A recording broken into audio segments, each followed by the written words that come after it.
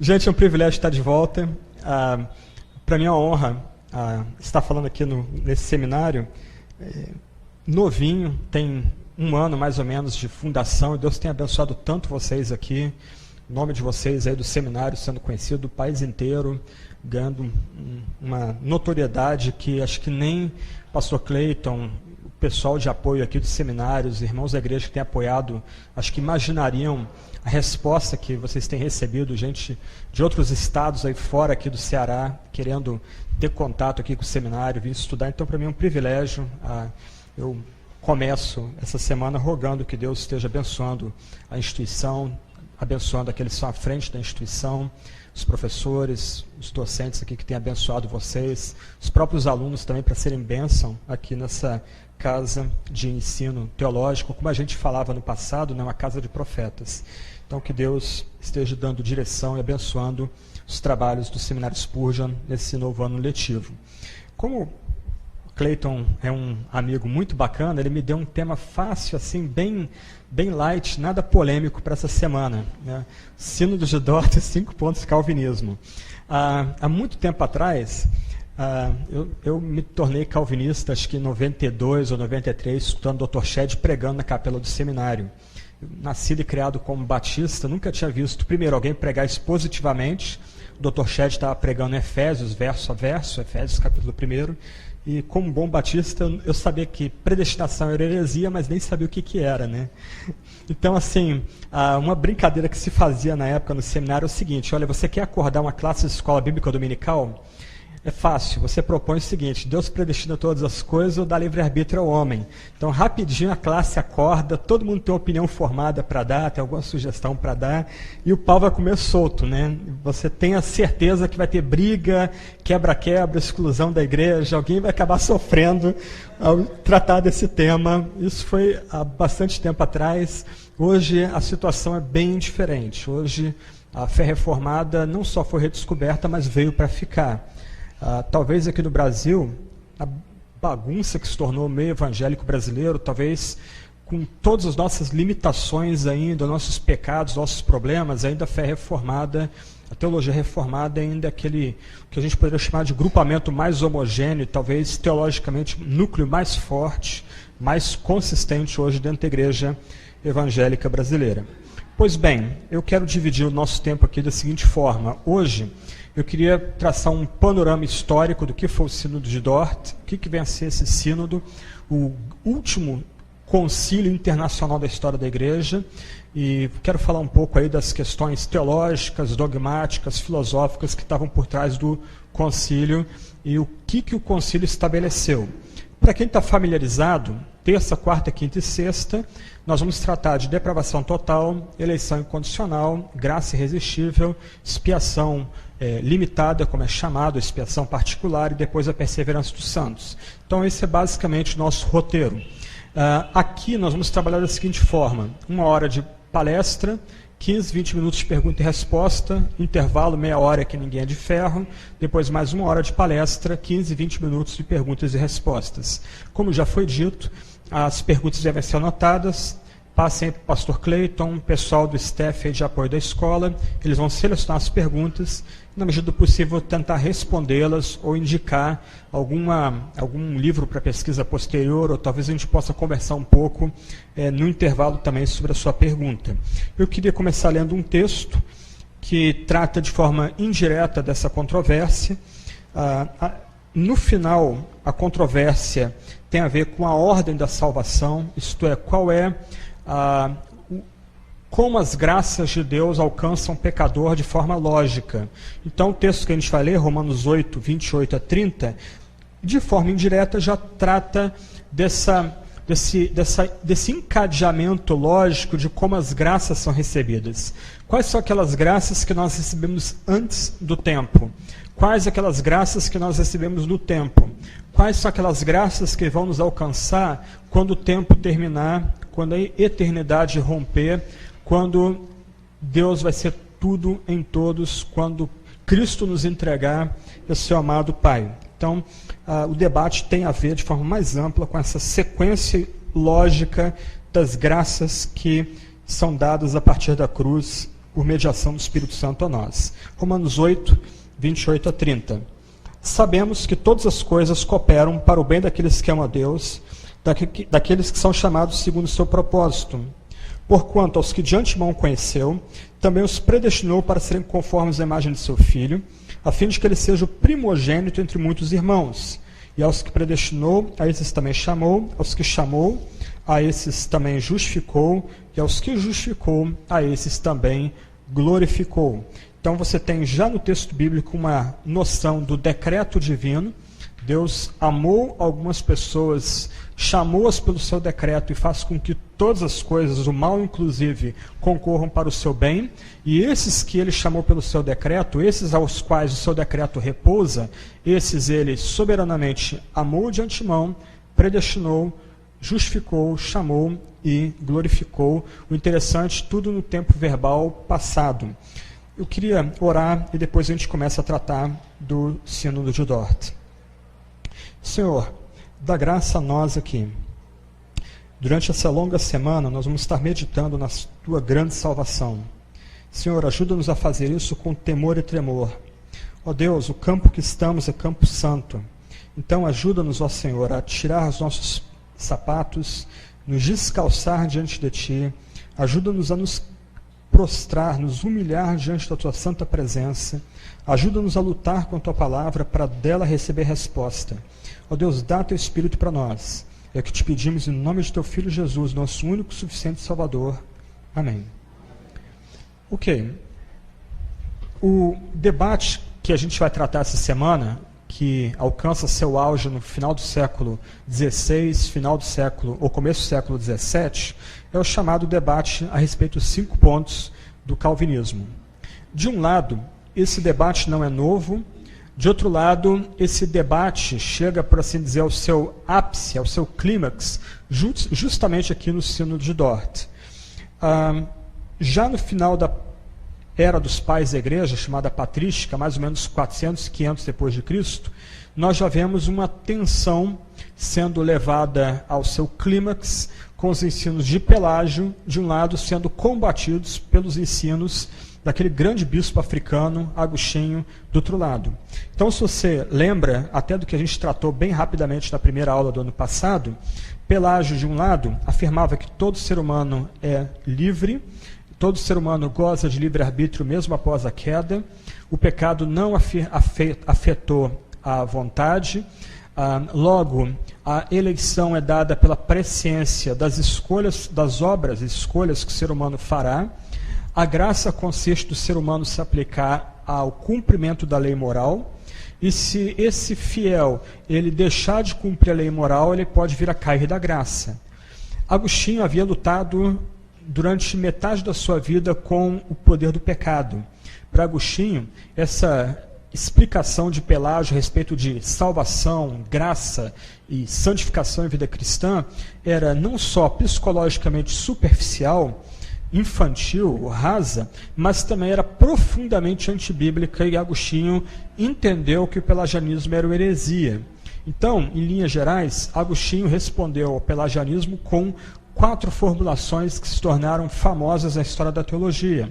A primeira é que o ser humano é totalmente depravado, todas as esferas do ser humano estão manchadas pelo pecado.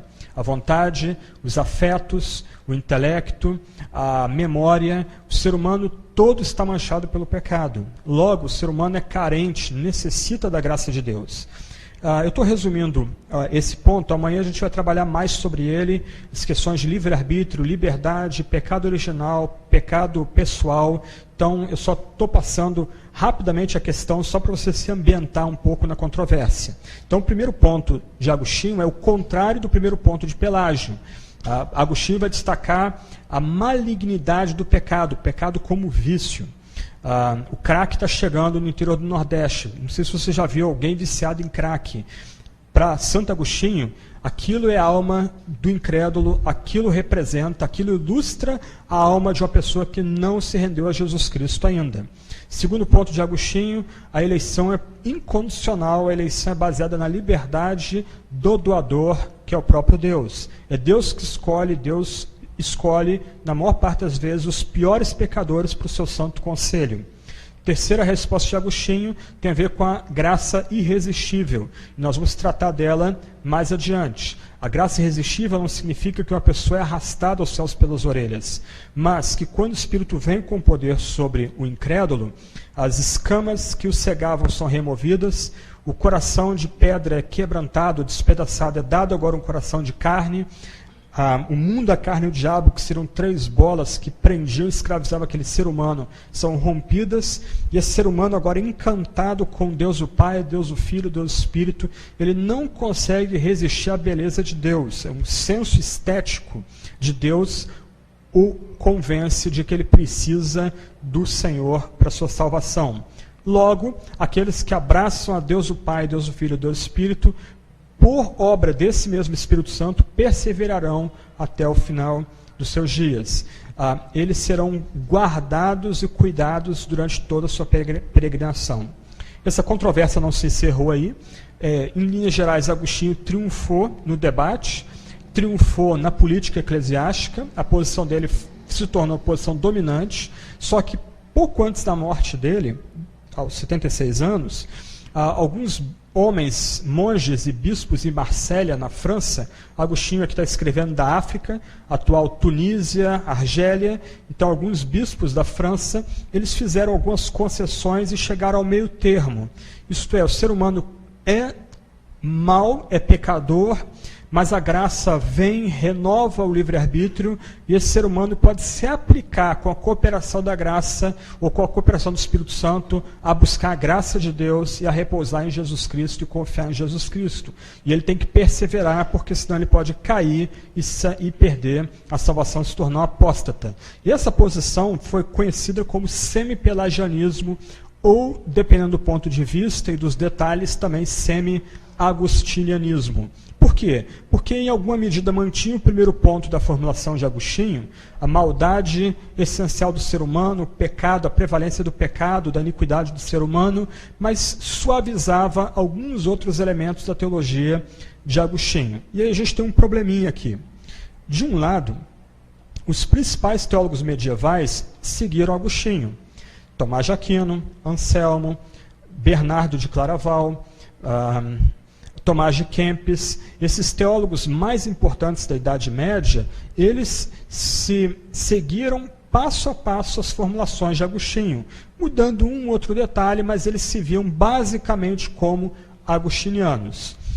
Alguns outros teólogos, do nível mais popular, especialmente franciscanos, como João de Boaventura, eles tiveram a posição um pouco mais diferente, deixando de falar alto a respeito de Deus e tentando falar um pouco mais alto a respeito da responsabilidade do ser humano em se aplicar à salvação e em buscar a graça de Deus.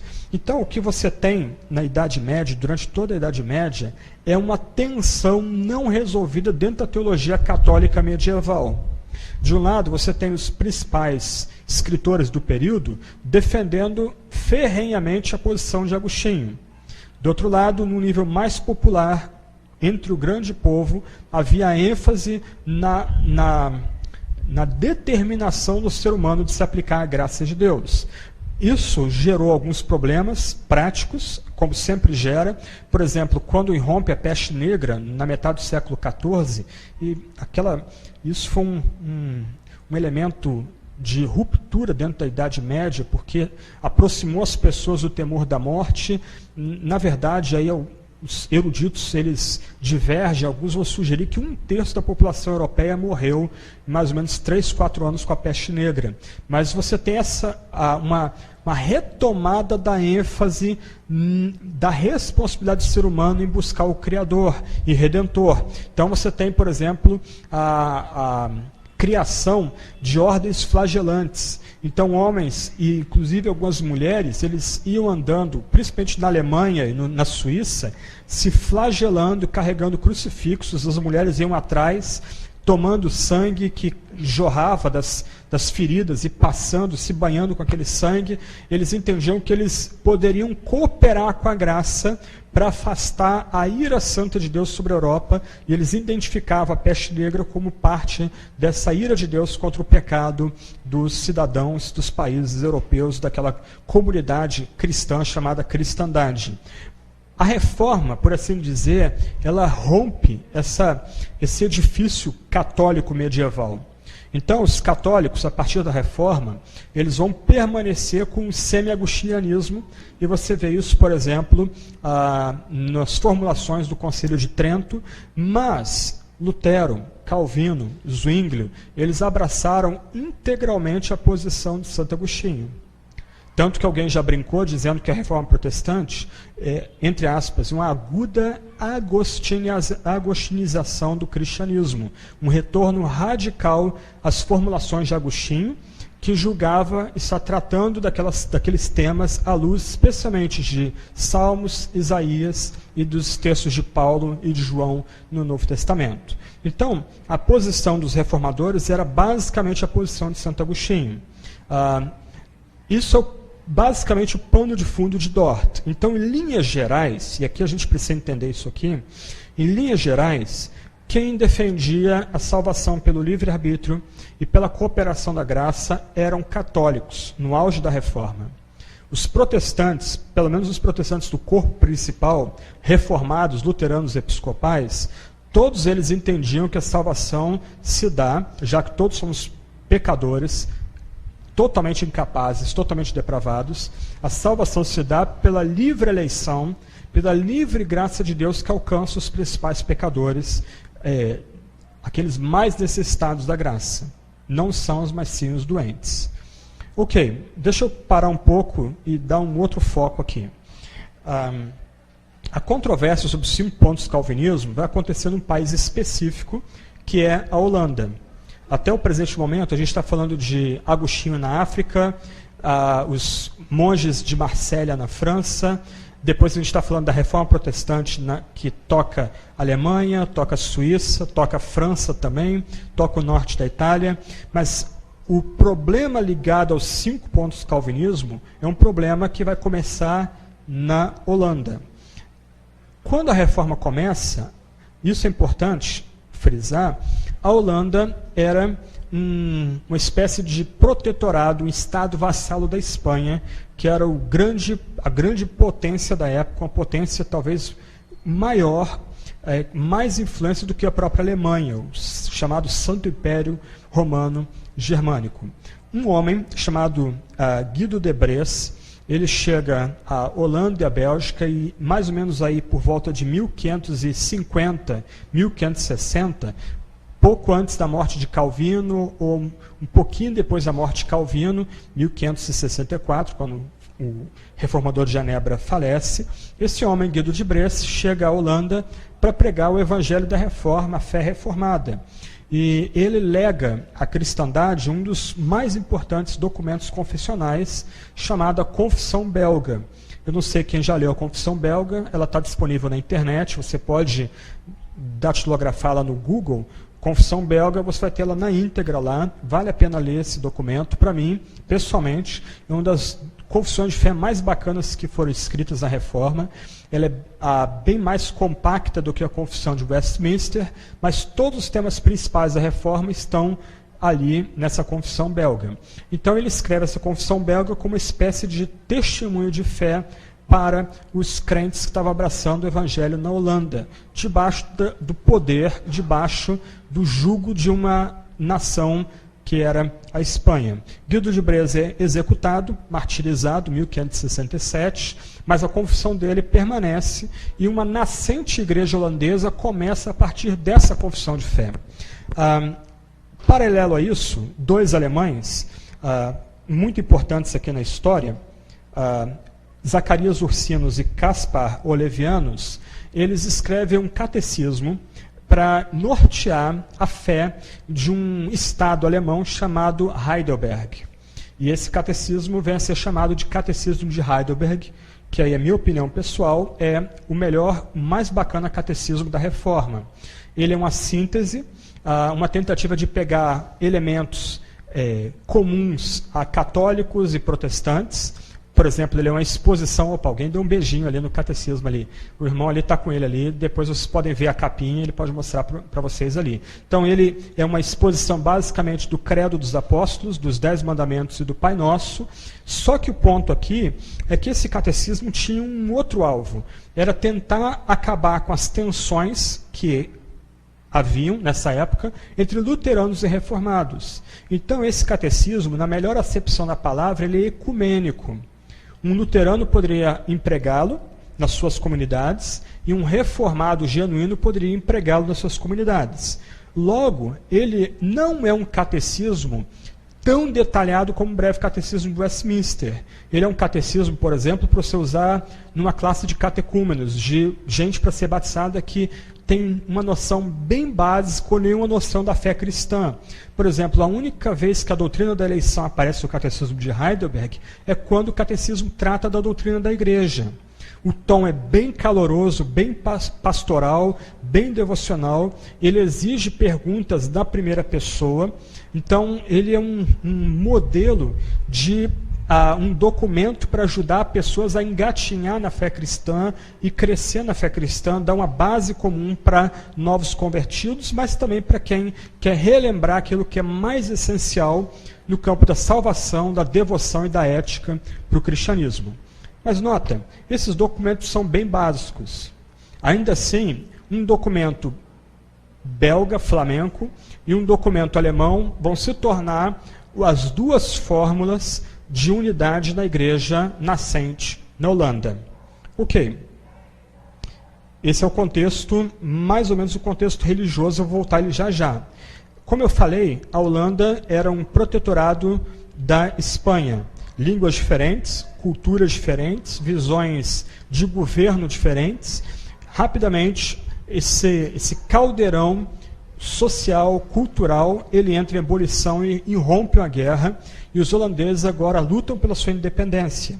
Um dos grandes heróis da Holanda é um calvinista também chamado Guilherme o Silencioso, Guilherme Taciturno. Ele foi assassinado pelos espanhóis, mas ele foi uma pessoa capital em conseguir a independência da Holanda da Espanha. A Inglaterra era uma potência nascente nessa época. A invencível armada espanhola, que foi ao mar para tentar retomar a Inglaterra para o lado do catolicismo, foi derrotada, humilhada pelos marinheiros, pela marinha inglesa, liderada pelo famoso pirata Sir Francis Drake. E a Inglaterra, para desestabilizar a Espanha, começou a mandar soldados mercenários para a Holanda para ajudar nesse processo de independência. Rapidamente, a fé reformada foi vista como a fé da terra, enquanto o catolicismo era visto como a fé do conquistador, do tirano, do usurpador. Esse é um dado importante para a gente entender a controvérsia também do Sínodo de Dort. Okay? Como eu disse, Guilherme Taciturno foi morto. Logo depois do assassinato dele, a situação tende a acomodar, e aí entra alguns elementos complicadores aqui. Alguns homens, alguns políticos famosos e juristas famosos, um deles é Hugo Grotius, que é leitura obrigatória até hoje em aula de política e relações internacionais, eles tinham dois problemas. Eles tinham simpatia pela Espanha e eles tinham um entendimento de que o governo civil manda na igreja. O governo civil tem o direito de intervir na igreja, não apenas em questões doutrinais e morais, mas o governo civil tem o direito de intervir na igreja removendo um pastor, ou mantendo o pastor naquela comunidade, trocando o pastor de um lugar para outro. Do outro lado, os calvinistas, eles detestavam a Espanha, tinham ódio mortal de qualquer coisa que cheirasse espanhol, inclusive do catolicismo, e eles entendiam, em linhas gerais, que a igreja é independente do Estado. O Estado não tem o direito de se meter em questões ligadas à doutrina, à ética, culto, governo eclesiástico. O Estado não tem o direito, por exemplo, de remover um pastor do seu púlpito. O Estado não tem o direito de indicar um pastor para assumir uma comunidade tal. Então, esses são os elementos de tensão presentes às vésperas da controvérsia. Ok, esse é o elemento político, o elemento social, o elemento cultural. Quais são os pontos teológicos que vão conduzir a igreja da Holanda ao Sino de Dort. Aliás, desculpa, tem mais um ponto aqui que eu preciso frisar que é importante para a história. Ao mesmo tempo que esses problemas estão acontecendo na Holanda, os puritanos estão ganhando destaque na Inglaterra, e aqui a gente tem que sempre lembrar que o puritano não é alguém avesso a bebida, fumo, sexo, muito ao contrário. Como C.S. Lewis vai destacar, ele tem uma frase muito legal sobre os puritanos, ele diz que a gente tem que imaginar os puritanos como o completo oposto do que a gente crê sobre eles. Eram jovens, a esmagadora maioria dos líderes puritanos eram formados em Oxford e Cambridge, tinham graus de mestre e doutores por duas das mais importantes universidades europeias, se vestiam com as roupas da última moda, bebiam cerveja e vinho com moderação, fumavam e, como ele termina dizendo, faziam amor com suas esposas para a glória de Deus. Puritanos por quê? Não por alguma aversão a pecados específicos, mas porque eles queriam purificar a igreja episcopal do que eles entendiam que eram traços do papismo. Essa era uma frase que eles usavam para descrever a igreja anglicana e a igreja episcopal. Você lembra que a igreja episcopal ela surge aí em metade do século XVI por causa das confusões amorosas de Henrique VIII, casa, descasa, casa de novo, mata a segunda esposa, casa a terceira vez, a terceira esposa morre, casa uma quarta vez, a quarta esposa morre também, casa a quinta, mata a esposa, a sexta esposa, a única que sobrevive, ele se torna viúva. Mas nessa bagunça afetiva, política, social, a igreja da Inglaterra rompe com o catolicismo e se torna uma igreja à parte. E até hoje, pelo menos confessionalmente, a igreja episcopal tem teologia reformada, a eclesiologia católica, despida dos seus elementos mais supersticiosos, e eclesiologia luterana. Não sei se você consegue visualizar isso. Você lê, por exemplo, os 39 artigos da igreja, os 39 artigos da religião, que é o documento confessional que norteia a igreja episcopal, você vê esses itens todos presentes ali. A soteriologia calvinista está ali, a eclesiologia católica está presente, bispos, arcebispos, diáconos, presbíteros, deães, etc. e tal, a estrutura paroquial e a visão de sacramentos profundamente moldada pela teologia luterana. O que a Rainha Elizabeth queria e legou era uma chamada via média. E a partir da Rainha Elizabeth, própria Rainha Elizabeth, mas o rei que veio depois dela, Tiago, também conhecido como James, primeiro rei da Escócia, depois rei do chamado Reino Unido, ele se tornou rei da Inglaterra também, eles detestavam o puritanismo. Por quê? Porque o puritanismo tinha um elemento político que questionava essa igreja que era uma via média. Os puritanos queriam purificar a igreja, queriam uma igreja radicalmente bíblica, ou, sendo mais preciso, radicalmente neotestamentária. E daí vem os debates sobre presbiterianismo e congregacionalismo que vão surgir nesse ínterim. O que eles querem é uma igreja governada por toda a congregação. Ou, do outro lado, eles querem uma igreja governada por presbíteros. E eles diriam, não há base bíblica para o Estado apontar os bispos. Não há uma instância superior à igreja local no Novo Testamento. Esse era o tipo de debate que circulava entre os puritanos. E aqui há um ponto importante. Pelo menos nessa época, os episcopais eram profundamente calvinistas.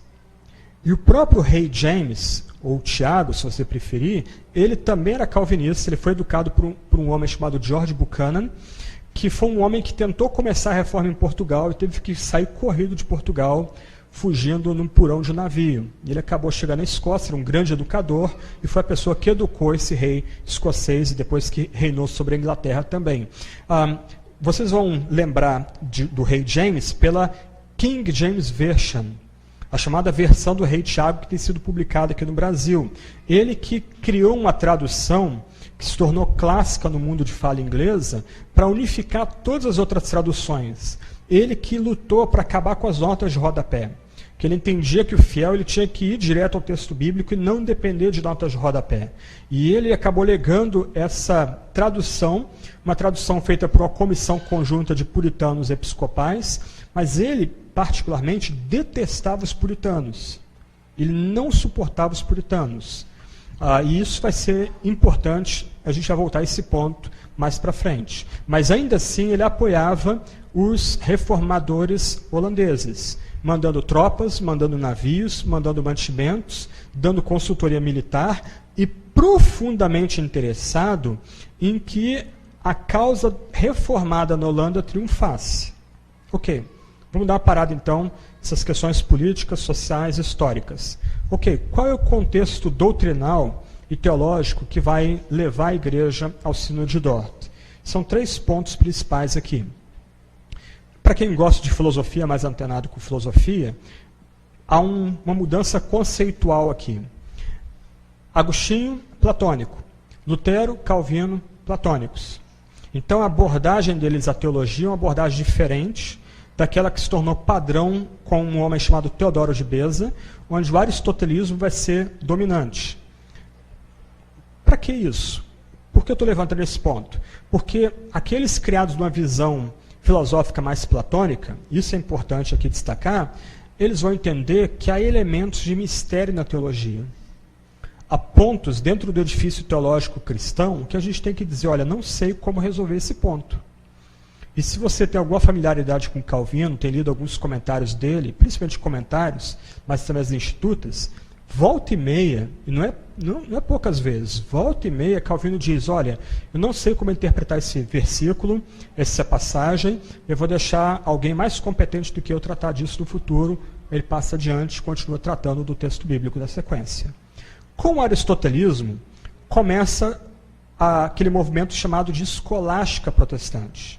E a tendência daqueles educados sobre essa outra visão filosófica é tentar responder todos os dilemas da teologia. E aqui entra o primeiro ponto que vai pavimentar o caminho para Dort. É aquele debate ligado à ordem dos decretos, chamado infralapsarianismo versus supralapsarianismo. O ponto aqui, para tentar resumir, é basicamente o seguinte. O que vem antes? A queda do ser humano ou a ordem para que o ser humano caia, para que os eleitos sejam chamados, ou a permissão para que os seres humanos caiam? Então, alguns teólogos, começando com Teodoro de Beza e depois com um homem chamado Francisco Gomarus, começaram a defender o que foi conhecido como supralapsarianismo. A ideia básica do supralapsarianismo, e aqui isso é fortemente aristotélico, essa tendência de tentar responder todos os dilemas da teologia, tentar fechar todos os espaços da teologia, o ponto do supralapsarianismo era que Deus decretou a queda ativamente, ele ordena a queda dos nossos primeiros pais, para que os eleitos sejam chamados. Então, alguns puritanos que eram supralapsarianos, como o presidente da Assembleia de Westminster, Edward Twice, ele falava da feliz queda, de uma queda feliz. Porque se entendia, a partir dessa ordem de decretos, Deus decreta a queda e, com isso, Deus primeiro elege, depois ele decreta a queda e assim os eleitos são chamados, eles vão agora aparecer. A ideia é que a queda é uma queda para cima, por assim dizer. Do outro lado, em resposta aos chamados supralapsarianos, vem o infralapsarianismo. Eles vão dizer, como diz a Confissão de Westminster, que Deus decretou permitir a queda. Então Deus, antevendo a queda, ele, por assim dizer, elege os seus eleitos. De um lado, Deus ativamente determina a queda. É uma ação da vontade de Deus determinar a queda, porque já há previamente os eleitos e os reprovados antes do evento histórico. Do outro, antevendo o evento histórico que ele mesmo decretou permitir, e aqui é um elemento de mistério e paradoxo, eu estou citando exatamente a frase da Confissão de Westminster, Deus então elege os seus eleitos.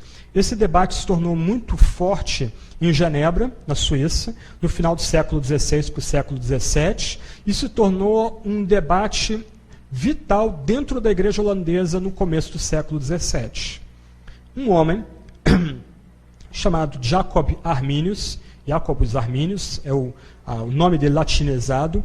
Ele entendia que o supralapsarianismo conduziria à conclusão lógica que, já que Deus decretou a queda, Deus seria o autor do mal.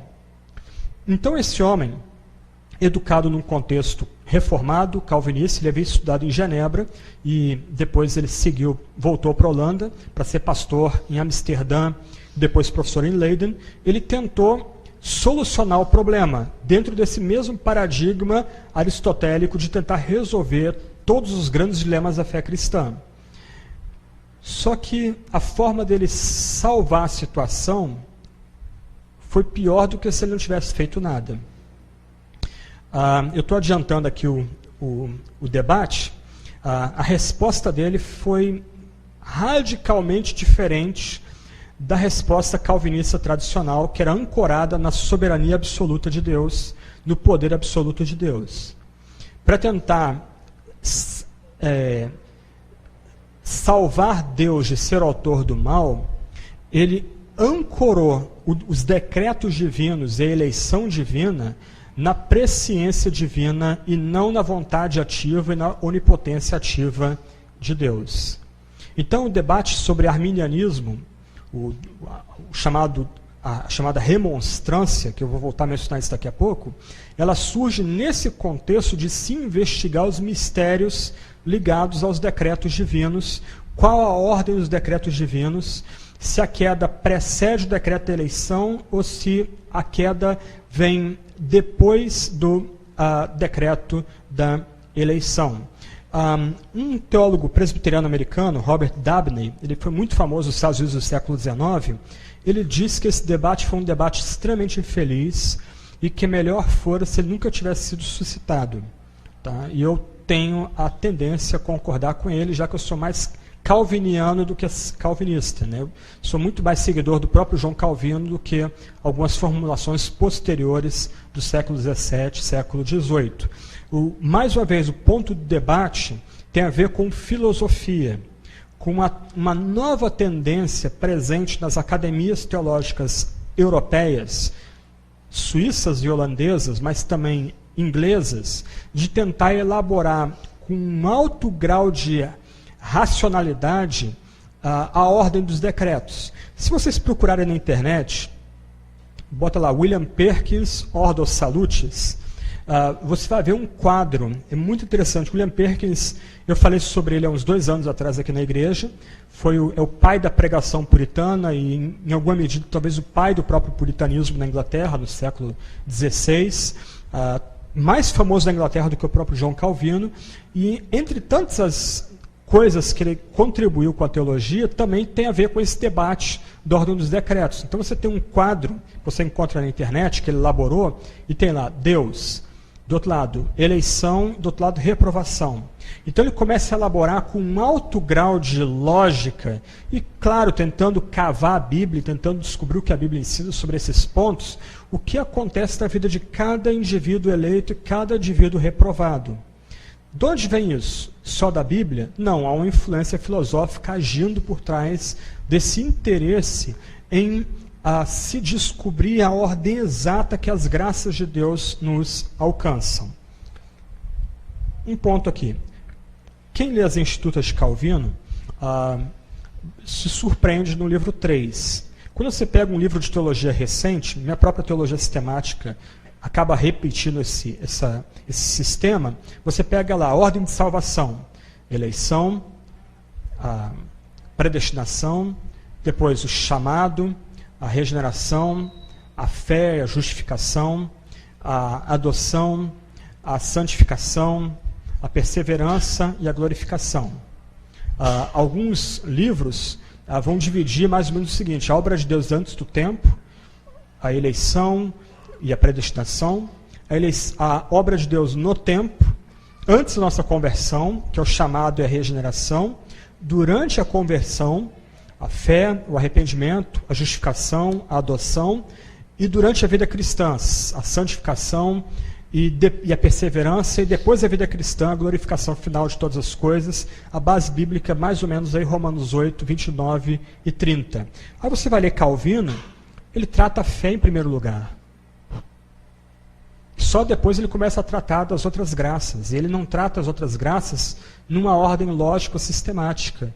Por quê? Calvino era inferior aos teólogos do século XVI, século XVII, os teólogos que vieram depois dele? Não, de forma nenhuma. Ele não só era inferior, mas ele era mais brilhante.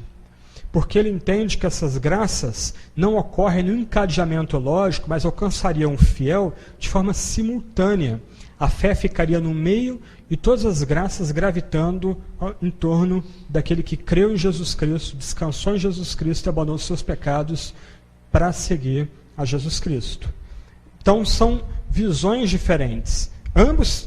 Todos esses teólogos têm a mesma Bíblia, mas eles têm modelos filosóficos, modelos de estrutura teológica, de visão de teologia diferentes. Ok, esse é o primeiro debate, então, que vai levar a igreja para Dort. Supralapsarianismo versus infralapsarianismo. Supralapsarianismo entendendo que Deus decreta a primeira eleição e também decreta a queda. O infralapsarianismo entendendo que Deus decreta prever a queda e por isso ele elege aqueles que devem encontrar a salvação. Um outro debate, não tão conhecido, mas importante aqui para a história, tem a ver com um francês chamado Moisés Amiot. A França nessa época era bastante influenciada pela teologia calvinista. Hoje é uma tragédia, os evangélicos na França não chegam a 1% da população francesa. Mas na época da Reforma, 35% da população francesa aderiu fortemente à fé reformada, à fé evangélica. E os reformadores na França tinham, inclusive, mega igrejas de 4, 5 mil membros, e igrejas com cultos lotados, e tinham suas escolas de ensino ali na França. E uma das principais escolas era Saumur, e Moisés Amiot era professor em Saumur. Se você prestou atenção, eu não fui muito cansativo, você lembra que quando eu tratei da resposta de Agostinho a Pelágio, eu não falei da expiação. Porque Agostinho não trata do alcance da expiação, Lutero não trata do alcance da expiação, nem mesmo Calvino trata do alcance da expiação. Isto é, Cristo morreu por todos ou pelos eleitos. Isso não era matéria de debate antes de Dort, mas se tornou uma matéria de debate em Dort e depois. Por quê? Porque esse homem, Moisés Amiot, ele tentou uma via média, por assim dizer, conhecida como universalismo hipotético. Vocês conhecem a frase: a morte de Cristo é suficiente para todos, mas é eficiente só para os eleitos. Essa frase vem de Moisés Amiot. O ponto de Moisés Amiot é que, hipoteticamente, em tese, Cristo morreu por todos os homens. A morte dele é suficiente para salvar toda a humanidade. Mas a morte de Cristo só é eficiente para salvar aqueles que Deus elegeu desde antes da fundação do mundo. Então, o que Moisés Amiot tentou fazer foi uma solução de meio termo, em que ele não, por assim dizer, afirmava alguns elementos escandalosos para a época, a ideia de que Cristo morreu só pelos eleitos, só para aqueles que Deus já havia de antemão eleito, antes da fundação do mundo. Por outro lado, ele entendia que ao afirmar essa posição, ele poderia reinaugurar um diálogo com os luteranos, que também tinham uma posição razoavelmente parecida com a posição que Moisés Amiot estava defendendo na França. Só que essa posição, quando chegou na Inglaterra, com episcopais e puritanos, e na Holanda e na Suíça, foi completamente rechaçada. Por quê? E a gente vai ver isso talvez a quarta-feira. Porque essa posição não encarava com a devida seriedade o que Cristo fez de fato na cruz. Em outras palavras, Cristo abriu a possibilidade de salvação na sua morte no Calvário, ou Cristo de fato morreu para salvar homens e mulheres pecadores do Calvário? O que ele fez de fato no Calvário? Esse é o ponto que suíços, holandeses, ingleses, escoceses começaram a levantar contra a posição de Saumur. E, em alguma medida, a posição do Sínodo de Dort é uma resposta à posição de Moisés Amiot. Isto é, de que Cristo potencialmente morreu por todos os seres humanos, mas eficazmente morreu somente por aqueles que Deus soberanamente escolheu ou elegeu antes da fundação do mundo. Então, recapitulando brevemente aqui, o que eu estou tentando fazer nesse primeiro bloco, e no segundo bloco a gente vai entrar mais nas questões teológicas e doutrinais, é tentar mostrar que nenhum debate teológico nosso ele é desassociado de elementos sociais, culturais e mesmo políticos.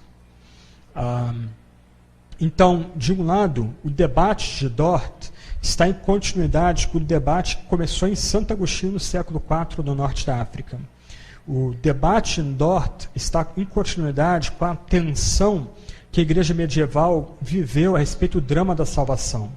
O debate em Dort é uma luta presente dentro da igreja reformada para manter a prioridade de Deus para salvar os ímpios, salvar os piores pecadores. Do outro lado, o Sínodo de Dort é convocado no meio de uma confusão política, social e militar. De um lado, nós temos a Holanda lutando pela sua independência.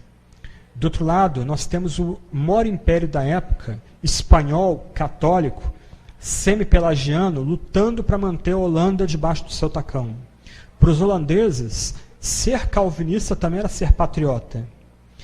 Não gostar do calvinismo ou ver o calvinismo com desconfiança era ser um agente a serviço do governo espanhol. Essas tensões vão gerar uma série de conflitos dentro da igreja holandesa.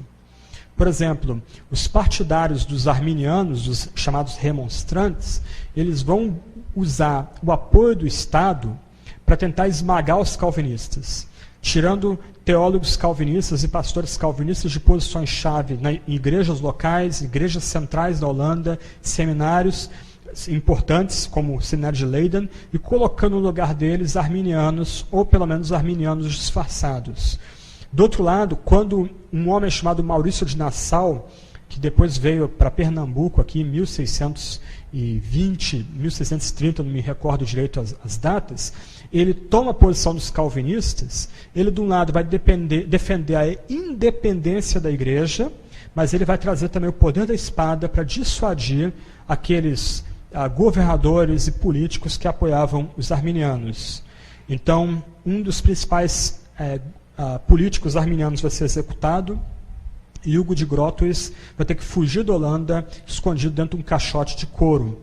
Então você tem uma reversão completa. Antes, os arminianos usando o poder da espada para tirar pastores do ministério, afastar professores dos seminários de formação de pregadores da Holanda. Do outro lado, quando a maré vira, então Maurício de Nassau usando também o poder do Estado para, de um lado, salvaguardar a independência da igreja reformada, do outro lado, para expulsar do ministério, tirar do poder aqueles que aderiam à chamada teologia arminiana ou à chamada remonstrância.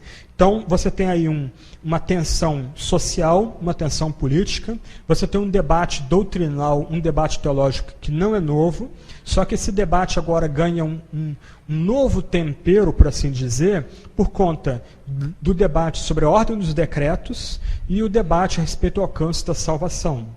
Então, esses dois temas novos também vão pavimentar o caminho para Dort. Só um detalhe aqui, é que na medida que os arminianos começaram a defender livre-arbítrio, que o ser humano pode ser salvo pelo livre-arbítrio ou pela cooperação do livre-arbítrio com a graça de Deus, na mente de grande parte do povo holandês, eles eram identificados imediatamente com os católicos.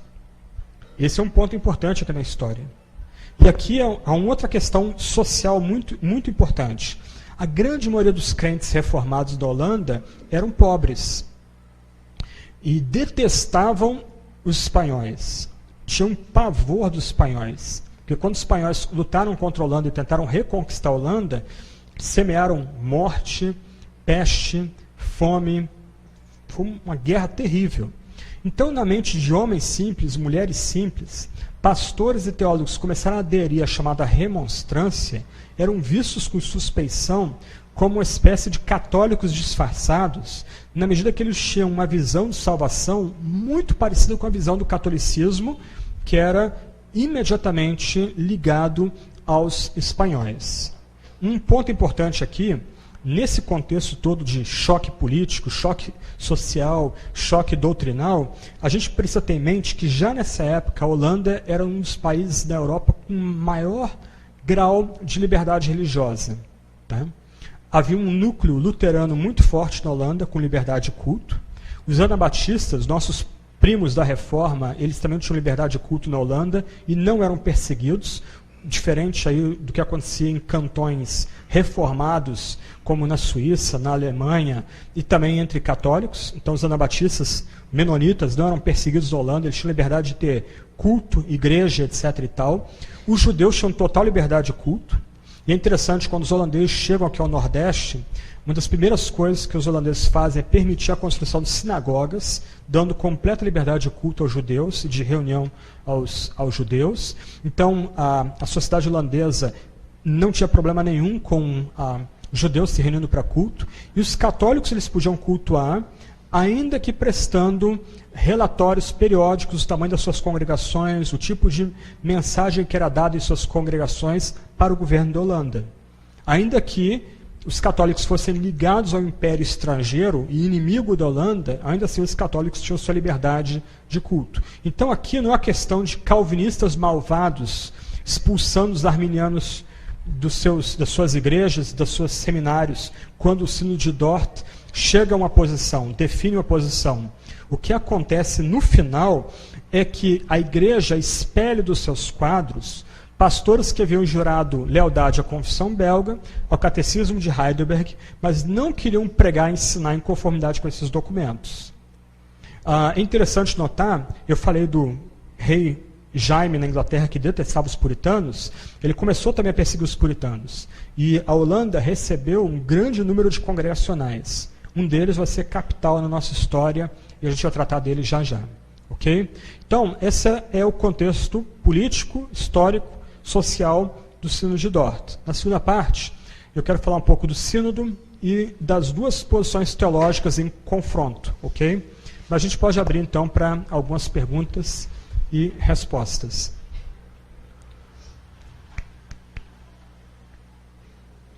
Pastor Cleiton, vocês podem passar para ele.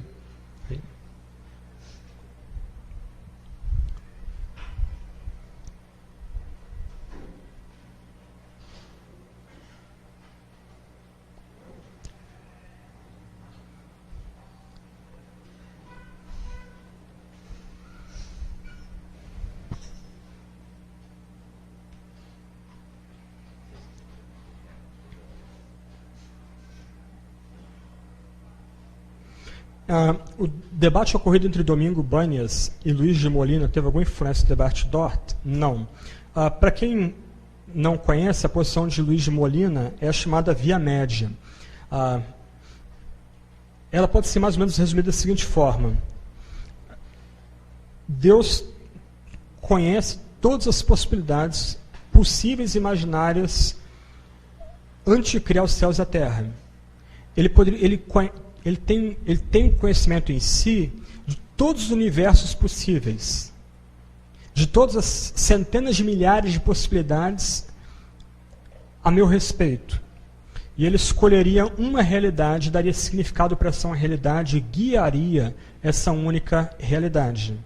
Então a posição chamada molinista, ela algumas vezes é confundida com arminianismo, mas ela não é arminianismo. Ainda que ela comece com a ideia de presciência divina, ela acaba afirmando alguma medida de controle divino sobre todas as coisas. E você vê essa posição, por exemplo, do William Lane Craig, que está vindo ao Brasil, vou falar no Mackenzie, falar no Congresso Vida Nova daqui a alguns dias. Okay? O negócio é meio doidão. E pensa o seguinte, nós somos mais ou menos, cada um de nós é 100 mil possibilidades. Deus conhece de forma exaustiva 100 mil possibilidades que poderiam vir de cada um de nós. Só que ele escolhe uma. Ele determina que uma única possibilidade seja a realidade. E com essa realidade é que ele vai se haver. E ele vai guiar essa realidade até o seu fim. Ok?